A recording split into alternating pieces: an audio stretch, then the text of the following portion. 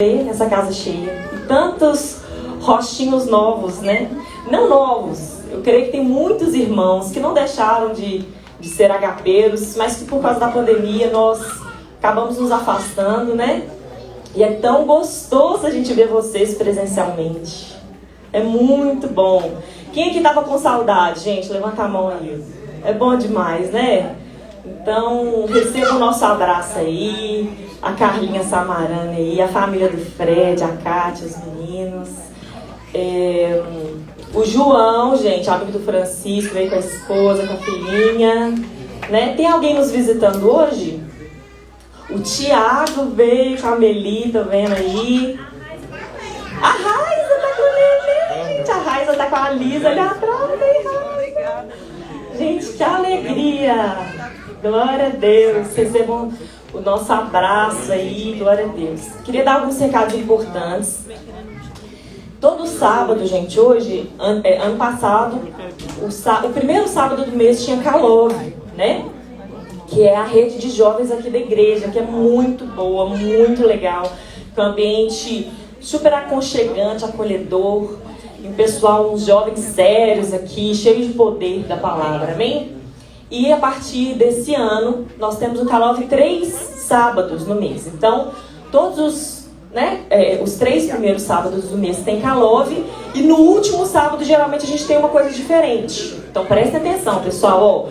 Último sábado, às vezes, a gente vai ter uma rede de casais. Às vezes, a gente vai fazer parte do encontrão, ou vai ter uma vigília. Então, fiquem atentos, ok? 3 sábados, os 3 primeiros sábados, Calove, e o último sábado do mês, geralmente a gente vai ter algo diferente aqui na igreja. Então, fevereiro, nós teremos Calove, os 3 primeiros sábados, e no último sábado de fevereiro, eu quero te encorajar, nós teremos uma torre de adoração e oração aqui na igreja. 12 horas de oração. Quem estava com saudade, gente? Eu amo! Então vai ser de 8 da manhã às 8 da noite. Nós teremos responsáveis. Inclusive, se você quiser ser responsável por um turno de oração, pode nos procurar. Então nós teremos responsáveis. A igreja vai ficar aberta durante todo esse tempo, tá bom? Então nós vamos orar, clamar ao Senhor, ter tempo de adoração, oração. Então é bastante tempo para a gente ficar com muita liberdade na presença do Senhor. Então o último sábado vai cair dia 26, se não me engano. É 26? 26 de fevereiro, aqui na igreja, tá bom? Um outro recado para você também se programar com relação ao encontrão. Nós teremos encontrão em março, tá? Eu vou explicar um pouquinho para vocês. As vagas já foram abertas e tem todas essas explicações também no site. Não sei se tem aí para divulgar, mas enfim. Como que vai acontecer o encontrão? Para quem não sabe, o encontrão é um encontro de todas as igrejas Ágape. Geralmente a gente faz em Belo Horizonte esse encontro. Então vem todos os irmãos de outras igrejas, a gente tem muita ministração, é um intensivão, louvor, comunhão, né? E esse ano como que vai ser? O Ágape de Pitangui, né, liderado pelo Bispo Jânio, pela sua esposa Carla, eles estão completando 34 anos. Então o encontrão será em Pitangui, ok? Hoje a igreja, antigamente a igreja era no centro de Pitangui. Hoje a igreja de Pitangui é uma igreja muito boa, muito espaçosa. E ela fica na entrada de um hotel fazenda. Chama Hotel Fazenda Santa Felicidade. Inclusive eu já fui lá, acho que eu fui comemorar 3 anos de casada nesse hotel. Muito top, muito bom. Hoje está sob nova direção lá, mas é um hotel muito bom, muito confortável. E então o templo fica na entrada desse hotel fazenda. Então, como que a gente fez? Para não ficar caro, né, tem algumas pessoas que podem ficar hospedadas no Hotel Fazenda, tá? O valor do Hotel Fazenda vai ser pago diretamente para ele. Então, quem quiser ficar hospedado lá, pode ficar, pela praticidade, né? Então, é um valor de R$350 por pessoa a hospedagem, ok? A hospedagem. Mas a inscrição do encontrão é R$15 por pessoa. Então, se você quiser ficar no Airbnb, pode ficar. Se você quiser dormir nas instalações da igreja, que tem uma infraestrutura muito boa, pode também. Às vezes os adolescentes gostam de acampar, de fazer uma bagunça. fazer uma caravana aí, então vai ficar muito acessível. Então a inscrição do Encontrão é um valor de R$15, mas para ajudar a manutenção do templo durante o período do Encontrão, ok? E tem a facilidade de se hospedar no Hotel Fazenda Santa Felicidade, ok? Que aí tem 6 refeições, sexta-feira à noite, sábado, café da manhã, almoço e jantar, e domingo, café da manhã e almoço. Explicando um pouquinho para vocês, a programação do Encontrão. Na sexta-feira vai ser como se fosse a comemoração do aniversário de Pitangui. Vai ter um cantor chamado Nani Azevedo, que vai participar, então vai ser um culto com muita adoração, muito louvor na sexta-feira à noite.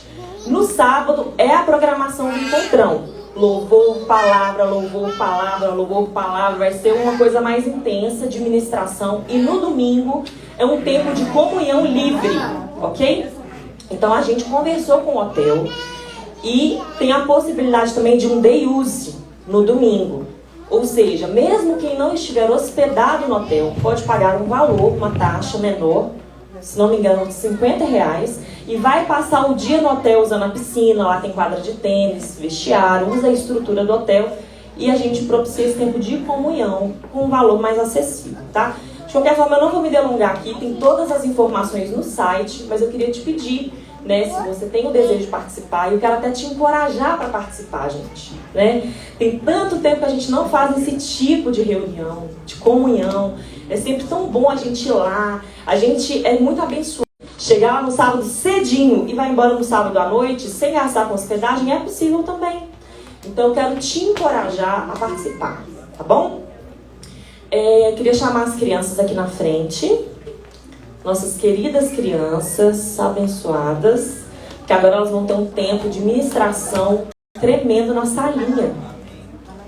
Elas serão encorajadas, ministradas, ensinadas na salinha. Olha que meninada bonita, gente. Então você como pai, você como adulto,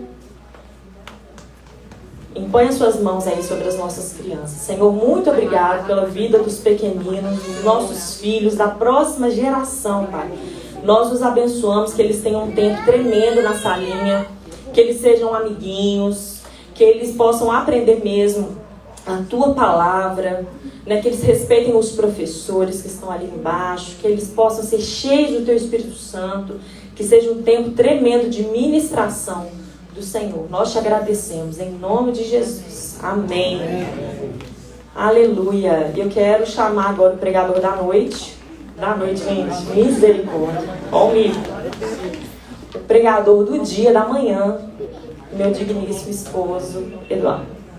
Obrigado. Graça e paz para o seu coração. Amém? O Senhor é bom. É um privilégio estar aqui ministrando a palavra do Senhor. Só quero fazer uma oração. O Senhor Jesus continua falando aos nossos corações. Nós queremos pedir que hoje seja um dia maravilhoso, onde o Senhor nos ministre, onde possamos ouvir a Tua voz, ouvir as Tuas direções. Em nome de Jesus, amém e amém. Amém? Bom, pessoal, no dia de hoje eu gostaria de compartilhar com vocês. O tema dessa pregação chama Dia D, né?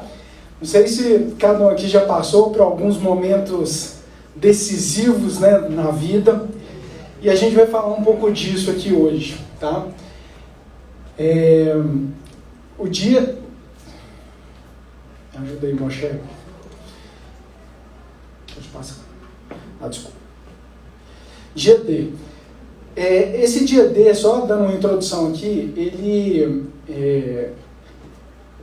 esse dia realmente aconteceu, né? Ele foi no finalzinho ali da Segunda Guerra Mundial. Era um momento ali, foi nesse dia 6 de junho de 1944.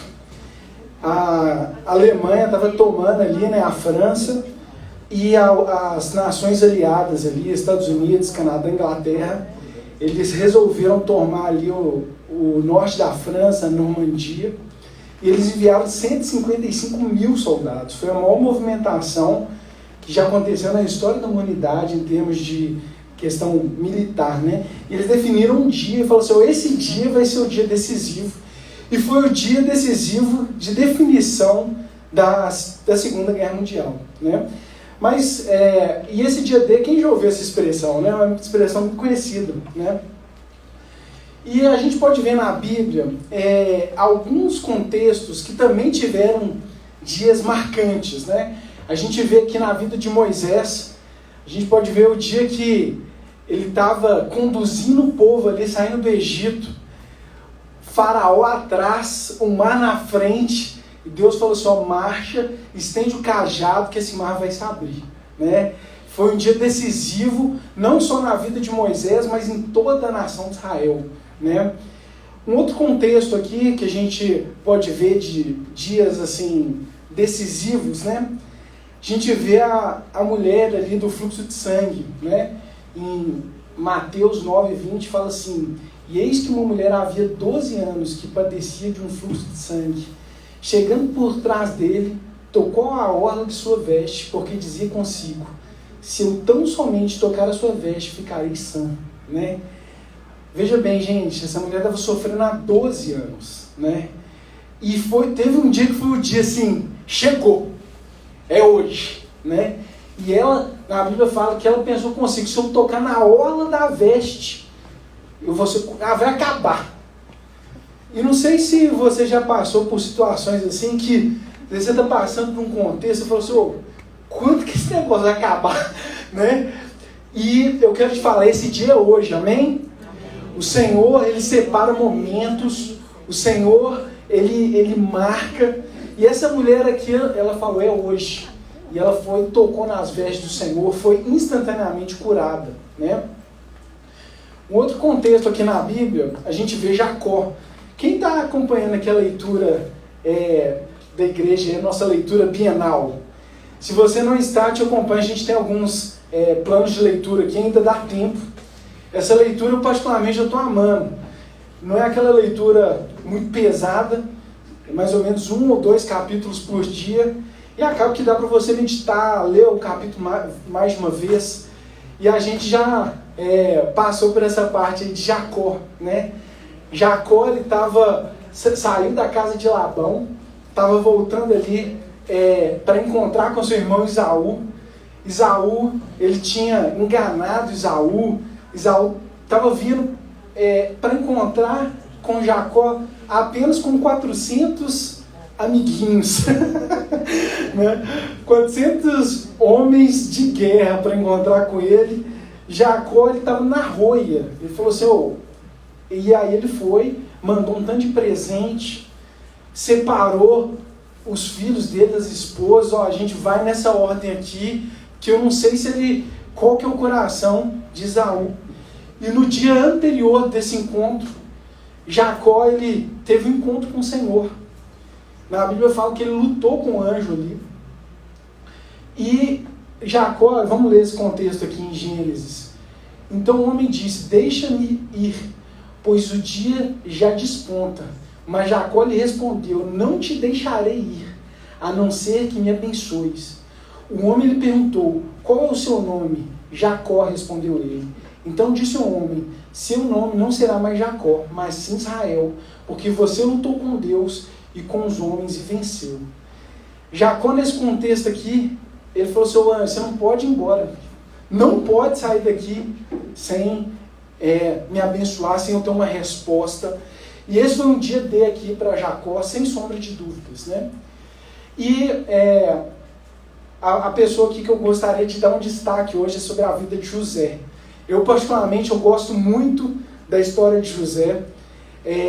José, ele era filho, né, de Jacó e de Raquel. Na Bíblia fala que ele era o filho predileto ali de Jacó. Ele tinha mais 11 irmãos, né? E os irmãos dele não gostavam muito dele, não, né? E aí ele foi vendido como escravo, depois ele se tornou ali governador no Egito. Mas eu quero dar um destaque hoje, falando aqui da vida de José. E por que eu estou trazendo essa palavra para vocês, né? Essa semana, estava buscando uma oração aqui por esse tempo. E uma maneira que Deus fala muito comigo é através de visões, assim. E não são, né, uma visão assim, vai acontecer isso. Algumas figuras de linguagem, sabe? E Deus ministra muito em relação a isso. E eu queria compartilhar essa visão aqui com vocês. Estava orando aqui para essa reunião, pela igreja, e eu tive uma visão como se fosse uma catapulta. Eu até trouxe essa imagenzinha ali. E a catapulta, ela funciona o seguinte, né? Tem aquela roldanazinha, a pessoa vai girando, e depois solta a corda e essa pazinha ela vai para frente, né? E Deus falou assim: Eduardo, nessa visão eu vi como se o diabo ele estivesse na roldanazinha, e ele até com um certo prazer, sabe, de ficar rodando, falou assim: esse cara não vai aguentar, vai arrebentar. Eu vou chegar num ponto que tudo vai se perder. E o diabo ia ali, e nessa mesma visão o diabo estava fazendo isso, e eu via Deus como se ele pegasse uma espada, enquanto o diabo estava lá rodando, todo feliz. Deus pegava a espada e ele ia afiando assim, pode dar o tanto que quiser, filho. E ele ia afiando com tranquilidade, assim, falando assim, o dia vai chegar. E aí chegava um momento que estava assim, o limite, chegou o limite da pressão, né, vamos dizer ali, da catapulta, e Deus só pegava a espada, cortava de uma vez, né, cortava aquela corda. E foi essa visão que eu tive, queria compartilhar com vocês, e eu vejo que José, ele exemplifica muito bem essa visão que eu tive da catapulta. Eu queria da gente discorrer um pouquinho sobre a vida de José, amém? José, eu fiz até um gráfico na igreja, hein? Que é isso? Eu fiz um gráfico da vida de José. Eu dividi a vida de José em 7 etapas, e nessas etapas é como se fosse um momento ali, como se fosse uma nota em cada etapa. Então a gente teve a primeira etapa ali, o início, a vida dele, né? Depois José teve um sonho, a gente vai entrar mais em detalhes. Depois ele foi vendido para os irmãos, então já deu uma queda. Depois disso depois que ele foi vendido para os irmãos como escravo, o cara que comprou ele, vendeu ele depois para outra pessoa, para Potifar. Chegou na casa de Potifar, ele ainda foi acusado injustamente, foi para a prisão. Então ele chegou no fundo do poço. Depois disso, de um dia para a noite, no dia D aqui de José, ele saiu da prisão como um cara com má fama, e ele se tornou o governador do Egito inteiro. O cara que mandou prender ele era subordinado dele. Né? Depois disso, ele formou uma família, e por último aqui ele teve uma restauração completa. E o que eu quero te falar na Bíblia fala que aquele que começou a boa obra em nossas vidas, ele vai terminar, amém? Amém. Deus, se ele começou na sua vida, meu irmão, ele vai completar. E é muito, na nossa vida, fala a verdade, seria muito mais fácil uma linha retinha aqui, mais tranquilo, né? Mas a nossa vida, ela é feita realmente de altos e baixos, é feita de momentos de desafios, e a realidade é que nesse momento de desafios é que a gente mais se aproxima do Senhor, que a gente vê a bondade dele, como a Camila compartilhou aqui, e eu vejo que em todo tempo o Senhor ele quer demonstrar o quanto ele nos ama, o quanto ele se importa com as nossas vidas, e eu quero discorrer isso um pouquinho aqui com vocês. A primeira etapa aqui da vida de José, ele tinha aqui 16 anos, ele era um filho amado aqui de Jacó, e ele era amado mesmo. O pai dele não era tipo uma coisa oculta, não. Ele falava, ele é o meu filho predileto. Ele tinha uma roupa mais bonita que os irmãos, mais cara, mais chique. A função dele, ele pastoreava ovelhas, e além disso o pai dele ainda deu uma função para ele complicada. Ele era tipo o dedo duro dos irmãos. Os irmãos não era flor que se cheira. E o pai dele falou assim, vai lá ver o que eles estão fazendo, né? E nesse contexto, José ele teve 2 sonhos, né? E ele teve, vamos ler aqui em Gênesis 37. Depois teve outro sonho, e o contou aos seus irmãos, tive outro sonho, e dessa vez o sol e a lua e as 11 estrelas se curvavam diante de mim. Quando contou ao pai e aos seus irmãos, o pai o respondeu e disse: que sonho foi esse que você teve? Será que eu, sua mãe e seus irmãos viremos a nos curvar até o chão diante de você? E ele teve um outro sonho também, similar, dos feixes, mesma coisa o sonho. E José ele teve esse sonho, contou para os irmãos dele, e os irmãos dele já não gostavam dele, com esse sonho ainda. Ele até teve um apelido, o apelido dele virou sonhador, que quando ele chegou num outro contexto, ele falou: pessoal, olha o sonhador vindo. E José, ele é um sonho assim, que ele sentiu até importante, né? Diante dos irmãos, ele era o mais novo, ele era um caçulinho, ele era o penúltimo, né? E essa foi a primeira etapa aqui da vida de José. E o que a gente pode observar é que o Senhor, às vezes, ele nos sinaliza coisas que ele quer fazer com a gente no futuro. Mas a realidade é que a gente não entende todas as coisas, nem como, sabe? É engraçado que Deus, ele vai nos dando pistas. Ele vai nos mostrando, ele vai nos revelando a partir que a gente caminha. E o fundamental é a gente permanecer na presença do Senhor, né? José não entendia muito esse sonho, o pai dele, os irmãos muito menos. Mas a realidade é que esse sonho se cumpriu no momento certo, né?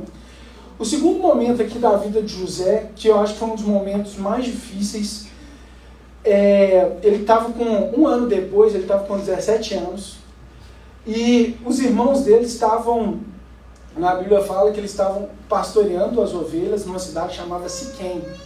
Essa cidade era uma cidade que teve um contexto lá com a irmã de José, que ela foi violentada nessa cidade de Siquém. E nesse contexto, o cara que a violentou falou depois que queria casar com ela, que ela era o sonho da vida dela. E aí os irmãos, o pai desse Siquém, o pai dele, vieram até Jacó e os irmãos ali de José e falaram com ele: a gente quer que ela se case e tal. E eles falaram assim: não, beleza, ela vai se casar, a única coisa que você precisa fazer para ter aliança com o nosso povo, todo mundo aqui tem que se circuncidar. E aí eles falaram assim: beleza, a gente vai circuncidar então, porque a gente está doido para que isso aconteça, a gente tem relacionamento. Quando eles se circuncidaram, os dois irmãos dessa Diná foram lá e mataram todos os homens da cidade de Siquém. E foi uma situação que Jacó ficou super preocupado, falou: você vai querer que o pessoal da terra nos odeie.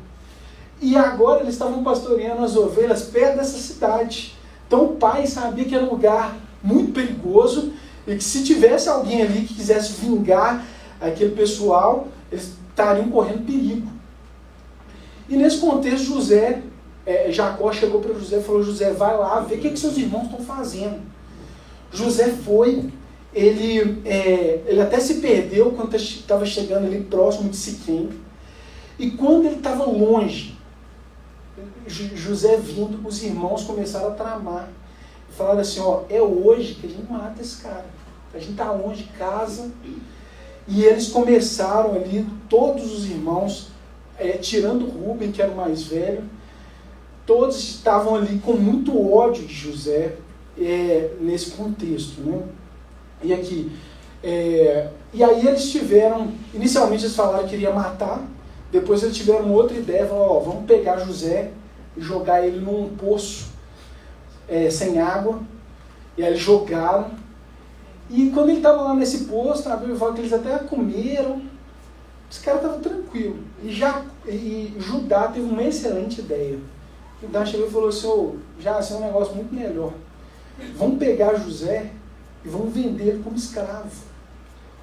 E aí eles foram, tiraram, estava vindo o pessoal ali, ismaelitas, e ele chegou esse contexto aqui, Gênesis 37, 27. Vamos vendê-lo aos ismaelitas.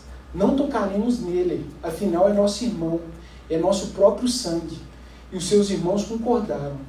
Quando os mercadores ismaelitas de Midian se aproximaram, seus irmãos tiraram José do poço e o venderam por 20 peças de pratas aos ismaelitas, que os levaram para o Egito. E mais para frente a gente lê um contexto que fala assim: Gênesis 42, 21. Porquanto vimos a angústia da sua alma quando ele nos suplicava e não o queríamos atender. Né? Então foi nesse contexto aqui. Imagina o coração de José, de ainda muito complicado. E ainda a ideia disso tudo foi de Judá. Né?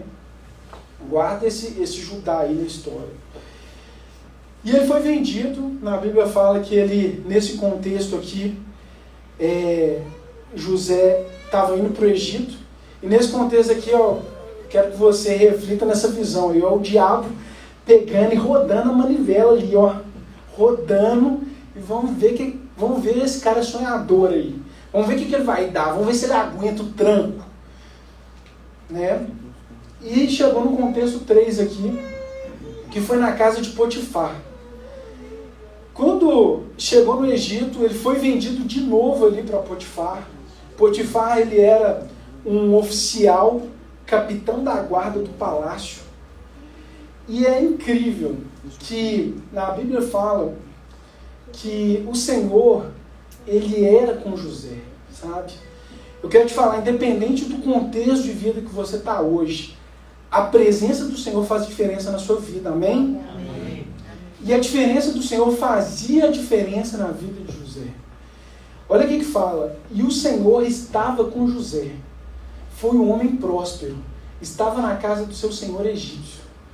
O Senhor abençoou a casa do egípcio por amor a José. E a bênção do Senhor foi sobre tudo o que tinha, na casa e no campo. Potifar confiou tudo o que tinha às mãos de José, de maneira que não se preocupava com nada, a não ser com o pão que comia. Gente, imagina um contexto. Deus abençoava Potifar por causa de José. Né? Ele era um escravo ali. Ele era um servo. Imagina, você tem uma equipe e Deus fala assim, eu estou abençoando a sua equipe por causa dessa pessoa que trabalha com você. É um negócio incrível. Por isso que eu quero te falar, independente hoje, se você está em qualquer posição, falando de trabalho, na sua família, o Senhor, ele pode te usar. Amém? O Senhor pode te destacar. E é muito engraçado que José, com essa bênção de Deus, ele era muito diligente. Eu vejo que uma característica aqui que a gente pode destacar é que Potifar não se preocupava com nada. Gente, isso aqui, eu acho que é o sonho de qualquer gestor. Então, assim, eu entreguei essa coisa aqui pro cara, eu não preciso me preocupar com nada. Ele está preocupando, ele está cuidando. Eu sei que eu posso dormir tranquilo, que essa pessoa, ela é muito competente, ela é muito dedicada. E foi esse nível aqui, confiável, e foi esse nível que José estava ali diante da casa de Potifar. Então, por mais que ele tinha sido vendido, era escravo, ele estava se destacando, as coisas que estavam começando a dar certo aqui para ele. E na Bíblia fala também que José tinha uma boa aparência, né? E o que aconteceu aqui nessa situação? A mulher de Potifar disse, venha para a cama comigo. Falava com José todos os dias. Né? Então a mulher de Potifar, ela era infiel e ela falava, José, vem deitar aqui comigo. Na Bíblia fala que ela falava todos os dias. E teve uma situação que ela estava em casa, não tinha nenhum outro servo. Quando ele chegou, ela agarrou ele nas vestes dele e ela falou, vem deitar comigo. E ele saiu correndo e deixou as vestes ali para trás. E na Bíblia fala que essa mulher, ela inventou uma situação. Né? Ela gritou e falou que ele tentou abusar dela, forçar, tinha deixado a capa dele para trás. E na Bíblia fala que quando o senhor dele, Potifar, chegou, ele ficou muito irado e jogou José na prisão. Gente, imagina, isso aqui, pensa num lugar que esse Potifar aqui mandava, não teve julgamento. Teve assim, vamos ouvir o lado de José, não teve nada disso. Ele foi injustamente, foi preso com a fama de ser um cara né, desse tipo, né? Então, E eu vejo que José, ele estava muito distante do sonho que o Senhor tinha falado para ele. E na nossa vida tem situações que às vezes parece que você está muito distante do propósito. Na verdade, Deus errou. Quando eu converti, Deus falava que ia fazer acontecer. Eu acho que ele não tinha muita consciência. Mas, independente dos contextos, isso não quer dizer que o Senhor não está trabalhando. Isso não quer dizer que o Senhor não está te vendo. Eu lembro uma vez eu estava orando, né?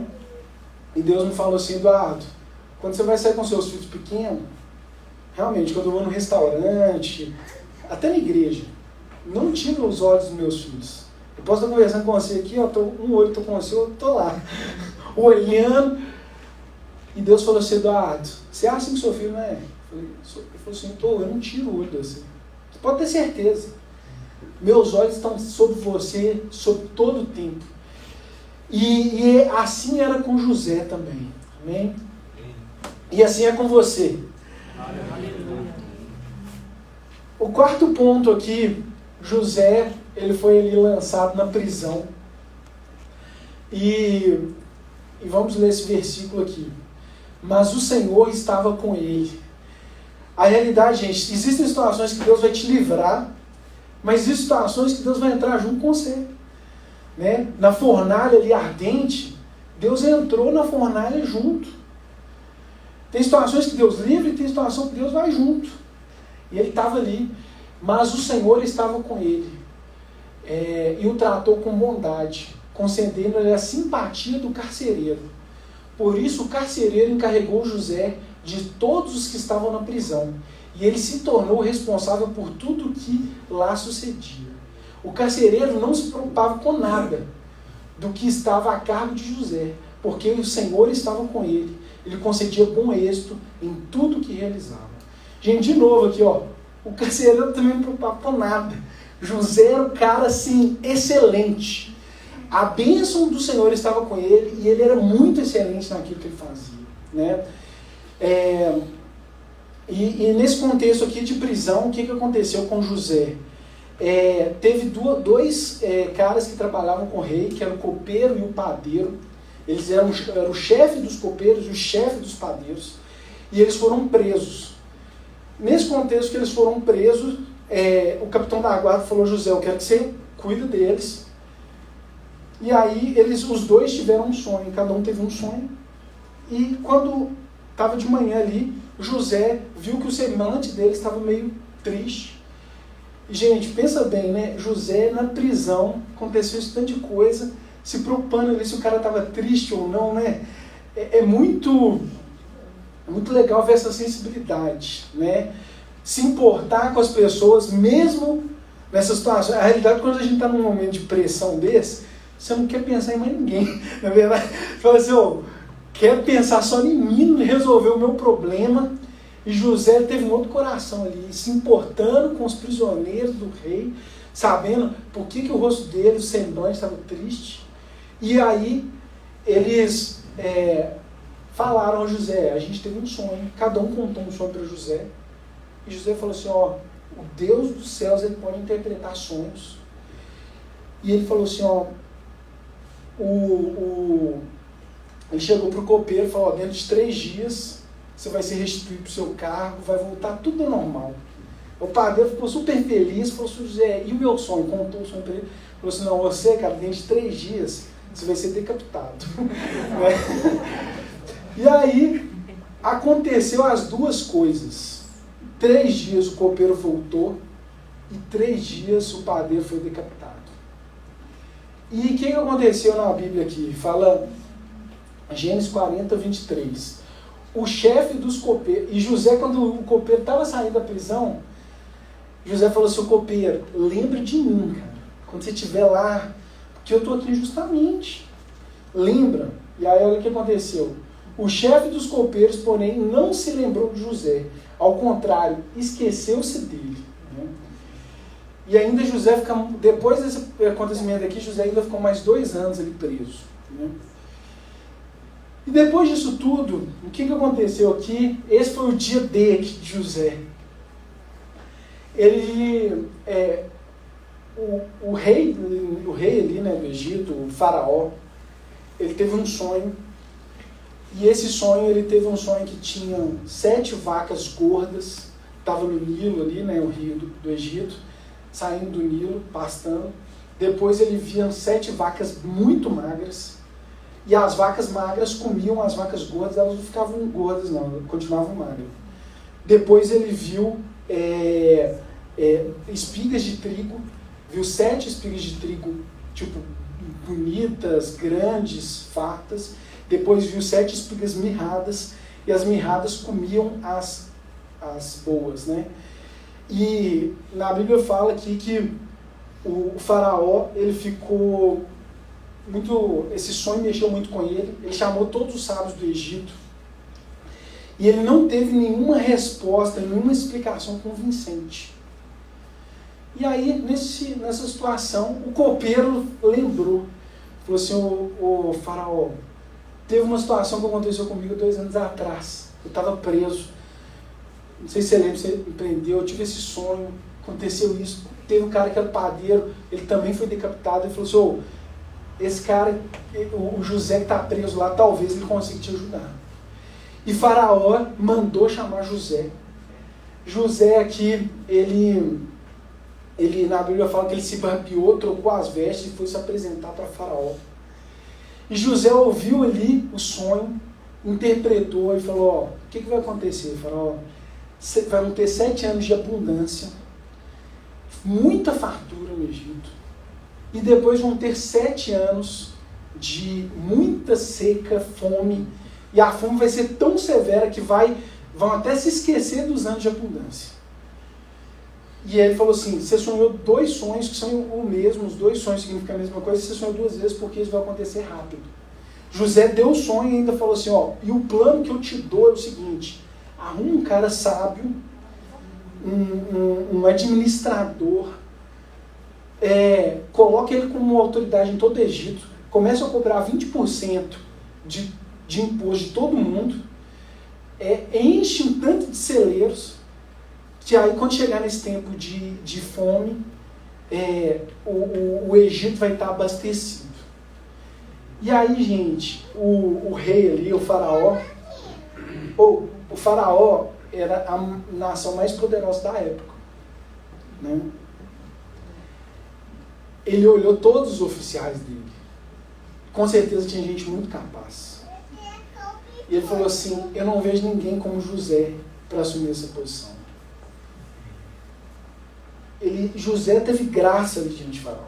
No final das contas, o que fez a diferença na vida de José foi o Senhor, foi Deus entrando na história.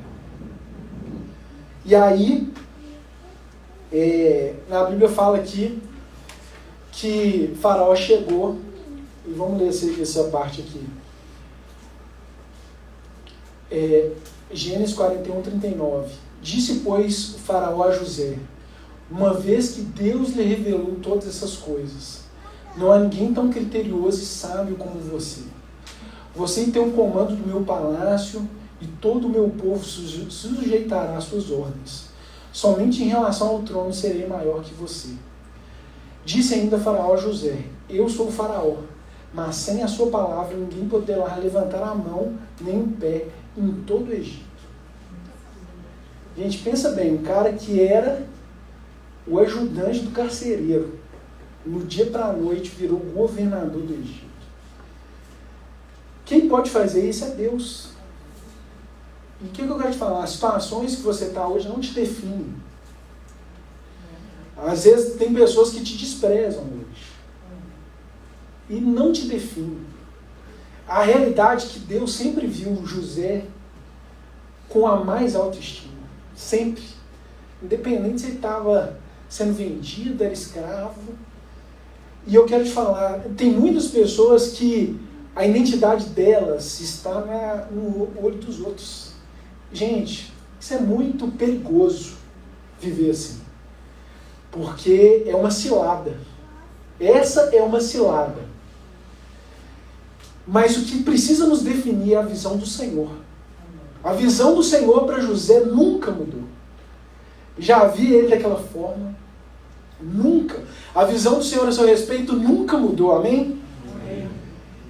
E pensa bem,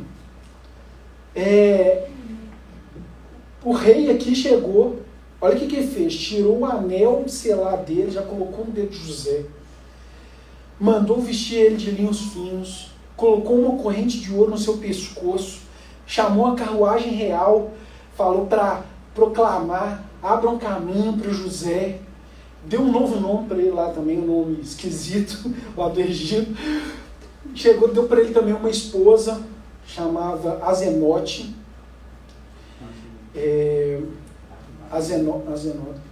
Azenate, quer dizer, desculpa.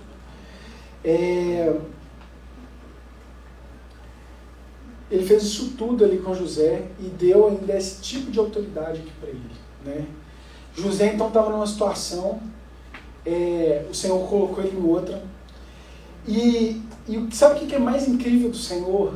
Que Deus ele não quer fazer só uma coisa na sua vida e acabou. O Senhor ele foi fundo com José, sabe? Deus não quer fazer assim, eu quero acertar nessa situação. Deus não quer que você acerte só numa área da vida, sabe? Nessa área da minha vida aqui eu estou super tranquilo, sou saudável, gente da minha idade às vezes já está cheio de problema, eu estou super bem, mas nessa área familiar aqui eu estou arrebentado, estou frangado. Na área financeira eu estou bem, mas a realidade é que o Senhor ele quer te ver bem em todas as áreas.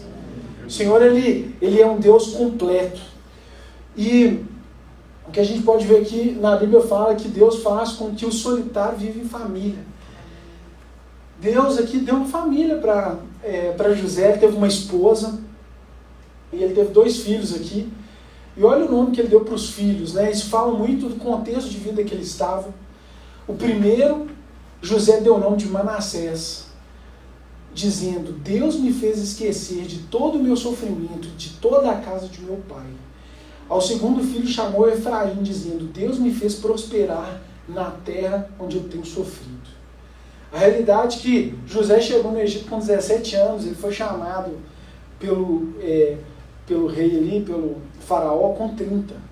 Teve 13 anos sofrendo, 13 anos o diabo aqui, apertando, né? E chegou o dia dele e o Senhor transformou. E para finalizar a vida aqui de José, e essa parte aqui é uma das histórias que eu acho uma das mais bonitas da Bíblia, foi a restauração que o Senhor fez, ele com a família dele, né, com os irmãos. Nesse contexto aqui, já tinham se passado 7 anos de abundância, já tinha 2 anos de fome. Então a fome já estava pegando em todos os lugares. José, o Egito nisso, estava vendendo mantimento, não só para o Egito, mas para várias nações. O Egito nisso, ele ficou riquíssimo, riquíssimo. Porque na Bíblia fala que as pessoas pagaram tudo, depois davam as suas propriedades para não morrer de fome. E a família, os irmãos de José estavam muito distantes, e eles ficaram sabendo, no Egito tem comida. O pai de José ali, no caso Jacó, chegou e chamou os filhos dele e falou assim: tem uma missão para vocês têm que ir para o Egito, porque a fome aqui vai nos matar. Então eu estou enviando todos vocês para vocês buscarem mantimento lá para a gente, para o nosso povo aqui. Eles foram e Jacó deixou o irmão mais novo ali, né, que era o Benjamim, deixou e falou assim: o Benjamim não vou deixar ele não, porque aquele outro meu filho, o José, já morreu. Jacó, os filhos tinham contado para ele que tinha um animal que tinha pegado José, então Jacó acreditou nisso, né? Falou assim: o meu outro filho morreu, eu quero deixar Benjamim aqui, que hoje é meu filho predileto. E eles foram. Quando eles chegaram no Egito, na Bíblia fala ali que eles se ajoelharam diante de José. E eles não reconheceram José, mas José se lembrou do sonho. Se lembrou e falou assim: não, o sonho que eu tive dos meus irmãos se ajoelhando, ele reconheceu os irmãos. E José, gente, na verdade, ele estava querendo vingar os irmãos. Ele estava querendo, assim, dar uma coça nos irmãos pelo que ele fez. né? Ele começou a fazer pergunta: quem que vocês são? Onde que vocês moram? O que é seu pai? Eles falaram: não, nosso pai ficou para trás, tem um irmão nosso, Benjamim. Benjamim também ficou. E aí José falou assim: eu acho que vocês são espiões. E aí ele foi e deixou eles 3 dias presos, por causa que ele falou que eles eram espiões. Depois eu acho que José caiu na real e falou assim: se eles não levarem mantimento lá para meu pai, vai morrer. E ele chegou e chamou eles de novo. Falou assim: é o seguinte, eu quero que vocês voltem, mas como eu acho que vocês são espiões, próxima vez que vocês voltarem aqui, eu quero que vocês tragam esse irmão mais novo seus para provar o que vocês estão falando é verdade. E outra coisa, eu vou deixar também um cara preso aqui, um de vocês preso, só por garantia, né? E aí eles deixaram Simão preso, voltaram. Quando eles voltaram, falou ali para Jacó tudo que tinha acontecido. Jacó, eles não sabiam que era José, né? José era um cara mau na visão deles. E, gente, Simão ficou preso, eles ficaram lá até a comida acabar. Né? Eles nem voltaram, vamos voltar para salvar aquele nosso irmão. Eles ficaram lá até a comida acabar. Quando a comida acabou, falaram assim: a gente tem que voltar para o Egito para pegar mais alimento. Quando eles foram voltar, os irmãos chegaram e falaram assim: agora a gente tem que levar Benjamim, que é o irmão mais novo. Se a gente chegar lá sem ele, aquele cara vai matar todos nós. E o pai falou assim: eu não libero meu filho, esse meu filho aqui é precioso, não vou deixar. E até que chegou Judá. Gente, Judá foi um cara que Deus transformou a vida desse homem. Né? Eu não vou entrar no contexto aqui de Judá, a gente vê uma história que ele teve aqui com os filhos dele eram maus, etc. Mas Judá chegou para Jacó e falou assim: Jacó, é o seguinte, meu pai, eu me responsabilizo, pode colocar na minha conta, se eu não trouxer Benjamim de volta, a culpa é toda minha. E aí ele falou assim: outra coisa, se a gente não for, a gente vai morrer de fome. Aí eles foram, o pai liberou, e aí eles chegaram ali no Egito. Quando José, a gente conversava com eles através de intérpretes, porque era outra língua. Eles falavam, José entendia, mas eles não entendiam o que José falava. Quando José viu o irmão dele, mais novo, na Bíblia fala que ele saiu para o quarto para chorar. Mas aí ele chegou e falou assim: falou para o Sérgio: vamos fazer um banquete aqui para os meus irmãos. Aí ele foi fazer um banquete, os caras super preocupados, falou assim: nossa, que esse banquete, esse cara vai acabar com a gente, tal. Aí no banquete, o irmão mais novo, o Benjamim, a porção dele era 5 vezes maior. Né? E aí, deixa eu só ver aqui onde que eu estou. Aí eles comeram ali tudo. E José depois se despediu deles, deu um mantimento, e José fez uma pegadinha, falou assim: vou colocar uma taça de prata aqui na bolsa de Benjamim. E colocou. Deixou aí, depois de um tempinho, falou para o Sérgio: vai atrás dele, que eles são ladrões.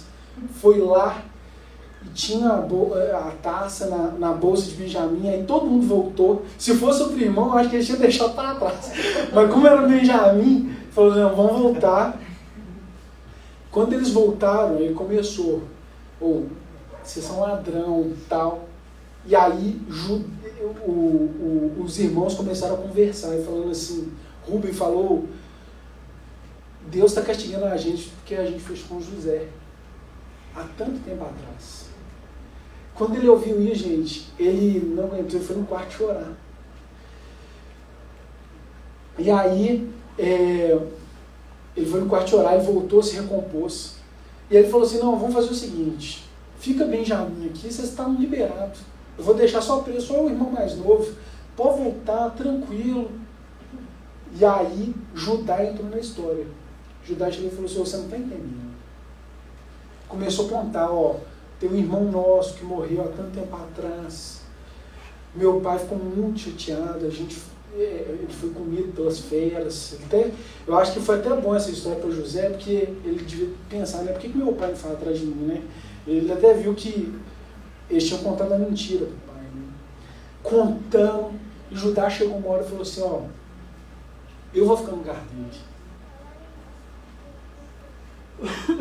E Judá, gente, era o cara que tinha dado ideia para ele preso. Era o cara que ele mais odiava. E estava ali se humilhando. Falou assim, eu não posso ver o meu pai de novo daquela forma. Ele se humilhou de uma forma que José não aguentou. José chegou e falou assim, ele falou para o servo dele, sai daqui agora. E ele gritou e falou assim, eu sou José. Eu sou o cara que vocês acabaram. Eu sou o cara que vocês venderam para o Egito. E José, naquele contexto ali, ele perdoou os irmãos. E eu quero te falar, existem algumas situações que a gente só vai ter revelação completa quando nós liberarmos algumas pessoas. Quando você perdoar.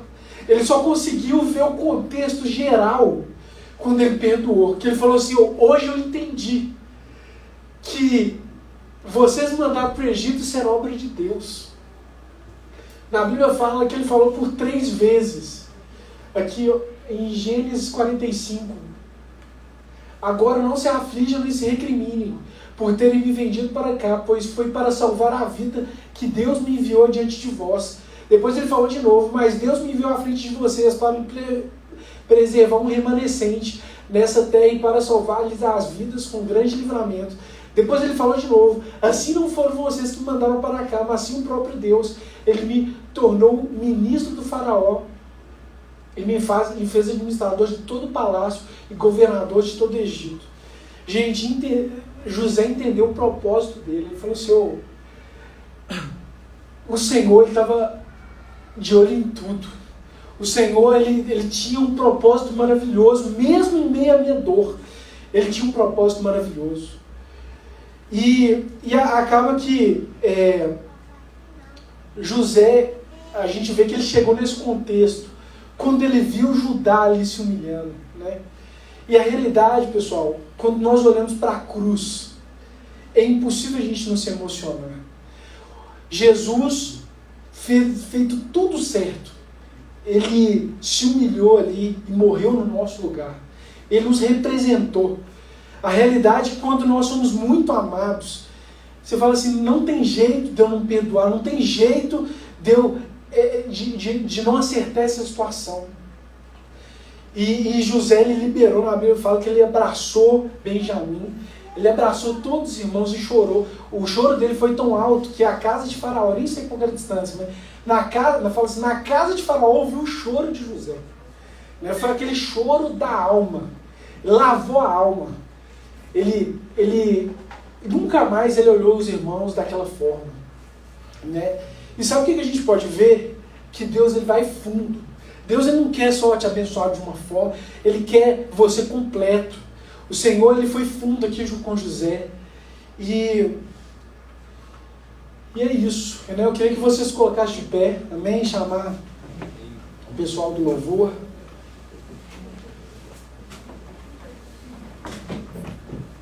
E eu queria que agora você fizesse uma reflexão. Eu tenho visto, gente, que Deus ele gosta que a gente use a nossa imaginação. Deus fala muito comigo através de imaginação. E eu quero que você se imagine nessa visão. O diabo aqui, só puxando a corda. E eu quero que você veja o Senhor. Amém? Eu lembro que quando eu era mais novo, eu não tinha um relacionamento super bom assim com meu pai. Às vezes eu achava ele um pouco duro. Hoje eu amo demais, é um cara que eu admiro muito, muito trabalhador.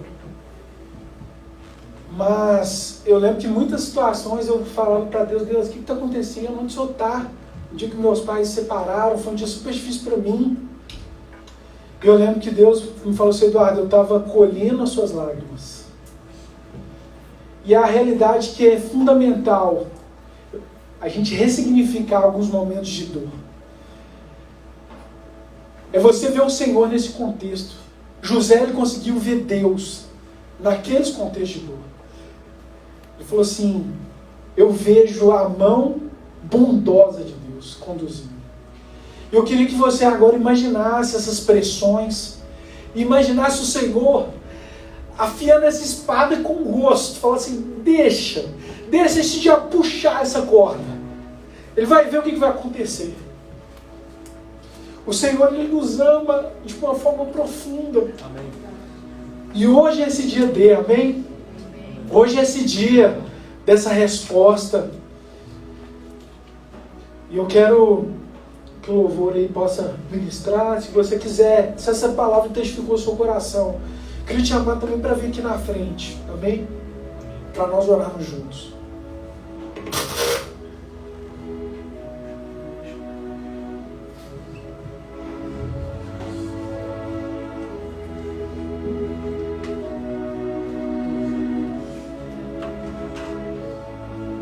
Uma mesa preparada para mim, presença dos que são contra mim, teu sangue, o teu corpo derramou, segurou de minhas guerras.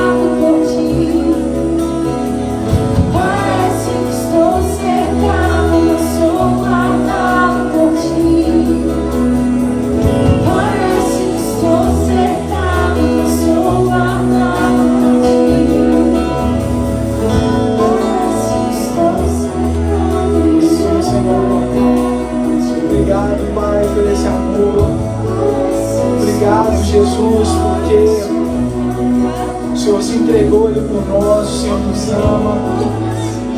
Obrigado pelo teu cuidado, obrigado pela tua bondade em cada etapa da nossa vida. Deus, e nós queremos olhar para o futuro com esperança, nós queremos olhar crendo que o Senhor, Pai, independente das batalhas, o Senhor entra conosco. O Senhor está junto. Deus, o Senhor é a nossa esperança. O Senhor é o nosso refrigério. O Senhor é a nossa torre forte.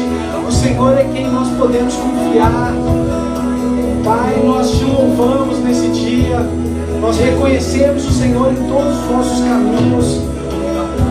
Pai, eu oro, aquelas pessoas que estão sem esperança, renova a esperança nesse dia.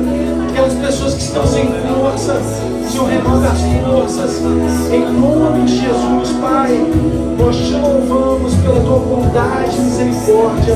Em nome de Jesus. Aleluia, aleluia. Estou cercado, sou parado por ti. Parece que estou cercado, não sou guardado por ti. E parece que estou cercado, não sou guardado por ti. Parece que estou cercado, mas sou guardado por ti. Parece que estou cercado, mas sou guardado por ti. Assim que eu luto minhas guerras, assim que eu luto minhas guerras, assim que eu luto minhas guerras, é assim. Assim que eu luto minhas guerras, assim que eu luto minhas guerras, assim que eu luto minhas guerras, é assim.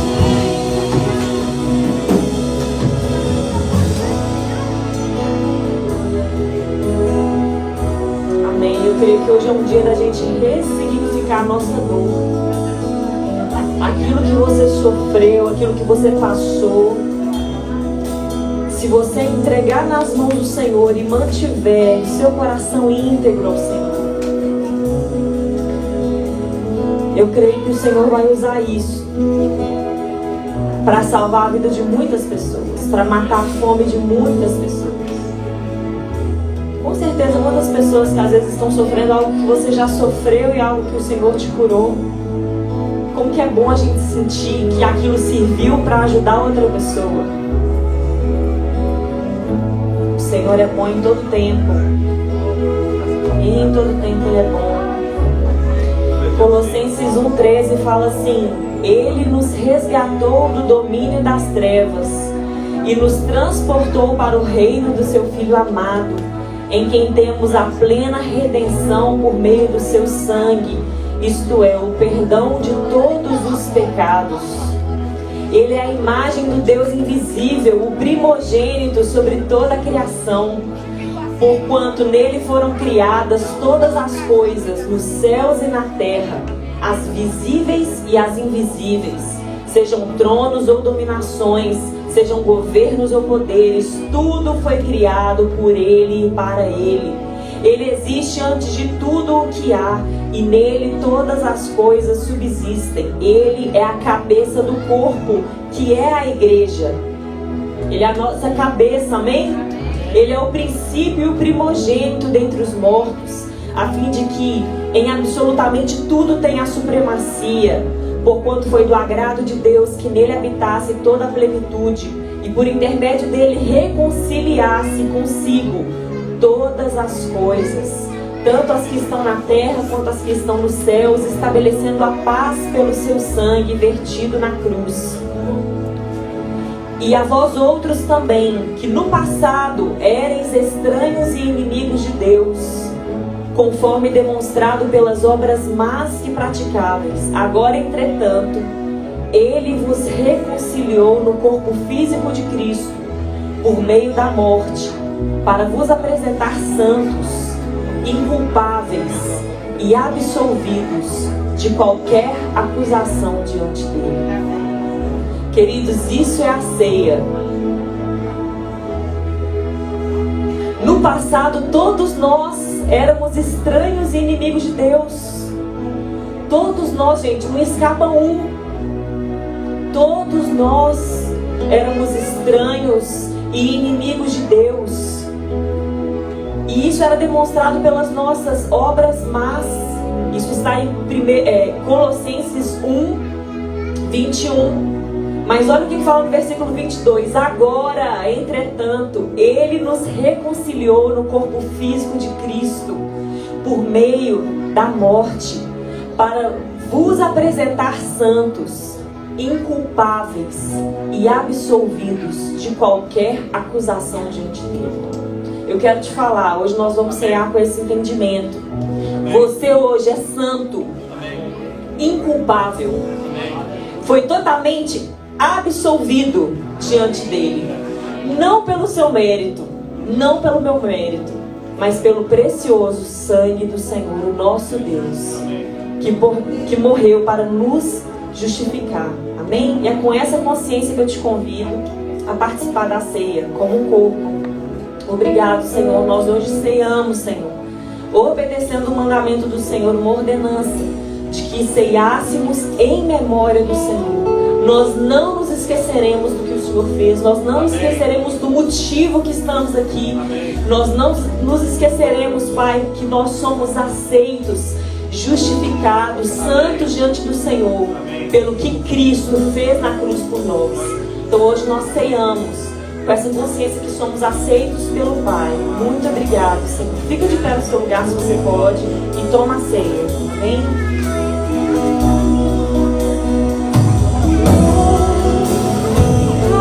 Estou cercado, eu sou amado por ti. Parece que estou cercado, eu sou amado por ti. Parece que estou cercado, eu sou guardado por ti. Parece que estou cercado, eu sou guardado por ti. Bem, Senhor, muito obrigado, Pai. Muito obrigado, Senhor. Continua fluindo no seu corpo, Senhor. Continua falando aos nossos corações, nos posicionando, Senhor, como igreja gloriosa do Senhor. Muito obrigado pelo teu sacrifício perfeito e eterno, Pai. Nós te agradecemos. Queridos, o culto está encerrado. O Senhor te abençoe. Tenha um ótimo domingo, boa semana. Deus abençoe.